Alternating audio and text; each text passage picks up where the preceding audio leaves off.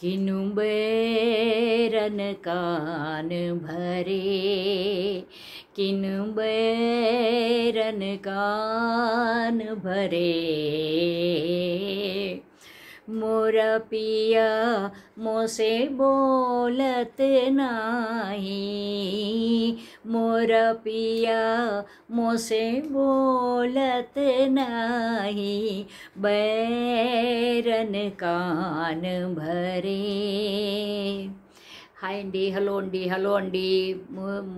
కిను Byron కాన్ భరే అంటే ఎవరో పరాయి వాళ్ళు చెప్పే మాటలు బట్టి నా ప్రియుడు నాకు ఎంతో ఇష్టమైన వాడు నాతో మాట్లాడటం మానేసేసాడు అని అర్థం అన్నమాట.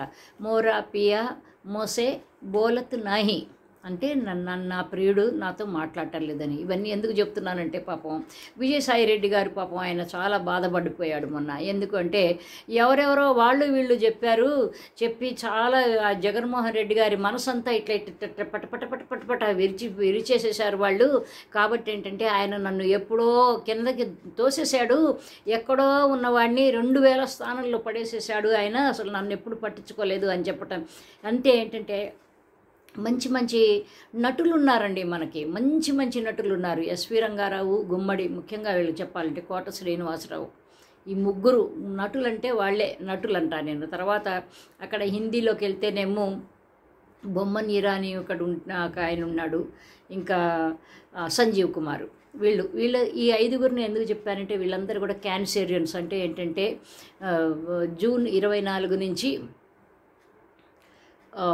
జూలై 23 లోపు పుట్టిన వాళ్ళు క్యాన్సేరియన్స్. వీళ్ళందరూ మహానటులు అవుతారు. నంబర్ 1 నటులు, గొప్ప నటులు. చాలా ఏ సీన్ అయినా సరే పండించేసేస్తారు. వాళ్ళు ఏడుస్తారు, మనల్ని ఏడిపిస్తారు. బ్రహ్మాండంగా మాట్లాడతారు, వాక్చాతుర్యం, చక్కటి డిక్షను, చక్కటి వాక్కులు వీటితో. ఓకేనా. తర్వాత ఏంటంటే వాళ్ళకి స్పోర్ట్సు, ఎక్సర్సైజులు ఇవన్నీ అంటే చాలా ఇష్టం. తర్వాత రాజకీయాలు కూడా ఇష్టం. అయితే ఇవన్నీ కూడా చాలా ఇష్టపడే పాపం మన విజయసాయిరెడ్డి గారు. అంటే ఆయన చార్టర్డ్ అకౌంటెన్సీ ఆయనకి ఇష్టమో లేదో మరి మనకు తెలియదు, కానీ ఇవన్నీ కూడా వాక్చాతుర్యం బాగుంది, అన్నీ ఉంది చక్కగా. ఎందుకంటే ఆయన చెప్పేటప్పుడు ఏంటంటే మనం అసలు నోరు వెళ్ళబెట్టేసి నోరు అని అట్లా వెళ్ళబెట్టేసి చూస్తూ ఉంటాం అన్నమాట, ఏది నిజమేనా అని. ఎందుకంటే నన్ను పట్టించుకోవట్లేదు, నన్ను కిందకు తోశాడంటే రెండోసారి కూడా మన కళ్ళెదటే ఆయన రాజ్యసభ మెంబర్ చేశాడు ఆయన. ఇంకా 3.5 సంవత్సరాలు ఉండగానే తూచని చెప్పేసి నాకు అక్కర్లేదని చెప్పి అవతలికి వెళ్ళిపోయాడు, కూటమికి వెళ్ళేలాగా చేశాడు ఆయన. తర్వాత ఆయన ఇవన్నీ కూడా చెప్తుంటే ఏంటంటే మనకి అర్థం కావట్లేదు. ఎందుకంటే ఏంటంటే మన కళ్ళెదట జరిగినాయి. జగన్మోహన్ రెడ్డి నిజంగా ఆయన్ని 2000 స్థానంలో పడేసినట్టయితే ఆ వైజాగ్కి ఇన్ఛార్జిగాను వైజాగ్లో అన్నీ చూసుకోవటానికి పెట్టేవాడు కూడా. ఒకటి కాదు 2 సార్లు పెట్టాడు ఆయన. కానీ ఏంటంటే ఇవన్నీ కూడాను మనకి తెలిసి కూడా ఇట్లా చెప్పగలిగాడు అంటే ఆయన ఒక్కడి వల్లే అవుతుందండి ఇట్లా మాట్లాడటం అనేది, ఆయన ఒక్కడే. ఎందుకంటే ఆయన he happen to be A Cancerian. కాబట్టి ఏంటంటే ఆయన చాలా గొప్పగా ఇట్లాగే పలుకుతూ ఉంటాడు. పైగా ఇంకోటి ఏంటంటే జగన్మోహన్ రెడ్డి గారిని వ్యతిరేకించే వాళ్ళు, ఎవరు ద్వేషించేవాళ్ళు, వ్యతిరేకించడం వాళ్ళందరూ కూడాను అనే మాటలే ఈయన మాట్లాడేసరికి చాలామంది వైఎస్ఆర్సీపీ వాళ్ళు మంట పుట్టించుకుంటున్నారు. చాలా ఈయన మీద అసలు ఈయన ముందు ఏదో అనుమానం పడ్డారు, కానీ ఇప్పుడైతే మాత్రం రూఢీగా తెలిసిపోతున్నది. ఎందుకంటే ఎప్పుడైతే మిథున్ రెడ్డి మీద ఈయన అనుమానాస్పద, అది కూడాను చాలా అసలు ఆరిందలు మాట్లాడతారు చూడండి. అసలు అది కాదు, వాళ్ళే చేశారు, నేను చాలా మంచిదాన్ని అని ఆడాళ్ళు మాట్లాడతారు చూడండి.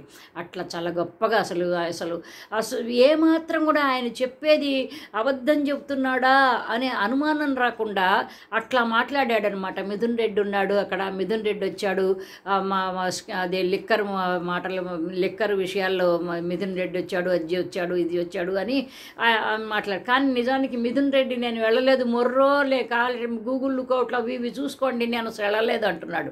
కానీ ఏంటంటే పాపం మిథున్ రెడ్డిని అట్లాగూ ఇరకాటంలో పెట్టాలి. ఎందుకు మిథున్ రెడ్డినే ఇరకాటంలో పెట్టాలి అని? ఎందుకంటే మరి వాళ్ళ నాన్నగారు పెద్దిరెడ్డి రామచంద్రారెడ్డి గారు అంటే చాలామందికి ఇష్టం లేదు. కాబట్టి చాలామందికి ఇష్టం లేని వాళ్ళని వాళ్ళ మెప్పు కోసం ఏమన్నా ఇలా చేస్తున్నాడేమో అని కూడా వైఎస్ఆర్సీపీ వాళ్ళు అంటున్నారు. కాబట్టి ఏంటంటే ఆయన రకరకాల భంగిమల్లో చాలా రక్తి గట్టించాడు. ఇంకోటి నాకు రాజకీయాలు అక్కర్లేదు అన్నాడు, కానీ లేకుండా ఉండలేకపోతున్నాడు. అప్పుడు జగదీప్ ధంకడ్ కూడా ఆయన విజయవాడ అక్కడికి వస్తే వెళ్ళిపోయాడు గబగబా ఏదో స్వాగతాన్ని పలకటానికని. మనం ఆల్రెడీ వీడియో చేసుకున్నాం కదా. అట్లాగూ ఇప్పుడు కానీ ఏంటంటే ఆయన అసలు ఆగలేకపోతున్నాడు అనమాట. ఎవరో పత్రికా విలేకరి అన్నాడు, అదేంటంటే మీరు మళ్ళీ రాజకీయాల్లోకి వస్తున్నారంటే రుసరుసలాడాడు అతని మీద ఆ పత్రికా విలేకరి. అదేంటి మేము రావటం ఏమన్నా తప్పు అవుతుందా, ఒకవేళ వచ్చినా కానీ మీ పర్మిషన్లు కావాలా అని చెప్పి మంట పుట్టించుకున్నాడు. అంటే ఏంటంటే ఆయనకి అసలు విషయం, మనసులో ఉన్న విషయము అవతల వాళ్ళు కనిపెట్టారు అనే ఆక్రోశంతో, బాధతో, అక్కసుతో వెళ్ళగక్కి ఇష్టం వచ్చినట్టు మాట్లాడే ఆయన పరిస్థితి, ఆయన మాట్లాడే మాటలన్నీ కూడా ఒక రకంగా విచిత్రంగా ఉంటున్నాయి. ఇవన్నీ డీకోడ్ చేయాల్సి వస్తున్నది అనమాట ఆయన మాట్లాడే మాటలకి. ఎందుకంటే చాలా మంచివాడు పాపం, పెద్ద మనిషి ఇట్లాంటి వాడు, బాగా చదువుకున్న వ్యక్తి, మంచిగా ఒక రకమైన ఒక డీసెన్సీ ఉన్న వ్యక్తి అని మనం అనుకునే లోపు ఏంటంటే ఆయన వాటన్నిటికీ వ్యతిరేకంగా అసలు అంటే ఏంటంటే ఆయన్ని ఏదైతే డామినేట్ చేస్తున్నదో మనసులో ఉన్న కోరిక, ఆ కోరిక డామినేట్ చేయటం వల్ల ఆయన పాపం ఏది కూడాను అసలు గమనించకుండా, నేను ఇట్లా చెప్తే జనాలు నవ్వుతారా అనేది కూడా లేకుండా అసలు జగన్మోహన్ రెడ్డికి ఆయన దృష్టిలో నేను పడిపోయాను, వాళ్ళు చెప్పారు వీళ్ళు చెప్పారు, వాళ్ళెవళ్ళెవళ్ళో చెబుతున్నారు వీళ్ళెవళ్ళెవళ్ళో చెప్తున్నారు అని చెప్పేసి ఏదో చెప్తాడు. ఏంటంటే మొత్తానికి ఏంటంటే జనాల్ని ఒకసారి బురుడీ కొట్టించాలి. ఒకసారి ఏదో జగన్మోహన్ రెడ్డి మీద ఇప్పుడు ఎవడో ఆచెయ్య పోచెయ్య మీద మాట్లాడితే జనాలు ఎవరు పట్టించుకోరు. కానీ జగన్మోహన్ రెడ్డి ఇదిగో ఇట్లా అంటే చూసావా,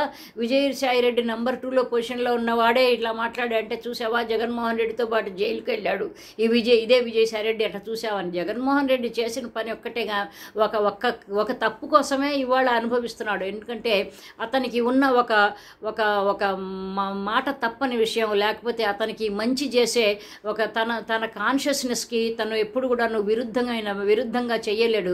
కాన్షియస్నెస్ ఒప్పుకొని పని చేయలేడు. ఇతను నా కోసం పాటుపడ్డాడు అంటే అతని కోసం ఎంత దూరమైనా పరిగెత్తి అతన్ని ఆదుకుని అతన్నే ఆమెను ఎవరినైనా సరే ఆదుకునే వ్యక్తి. కాబట్టి ఏంటంటే పాపం ఈయన చాలా పాపం నటులను మరిపించాడండి పాపం. నిజంగా నాకైతే ఎస్వి రంగారావు, గుమ్మడి వాళ్ళందరినీ, కోట శ్రీనివాసరావు వాళ్ళందరినీ కూడాను నేను తలుచుకుని నిజంగాను అసలు ఈయన కనుక అసలు అదే ఫీల్డ్లో ఉంటే ఎంత గొప్పగా రాణించేవాడు. వీళ్ళందరి లోటు కూడా కనీసం వాళ్ళందరూ కూడాను మూలబడిపోయారు, కొంతమంది పోయారు, ఈయన మూలబడిపోయాడు కోటగారు. కానీ ఈయన ఇప్పుడు చాలా ఆరోగ్యంగానే ఉన్నాడు. చక్కగా ఈయన బాగా నటించేవాడు చక్కగా.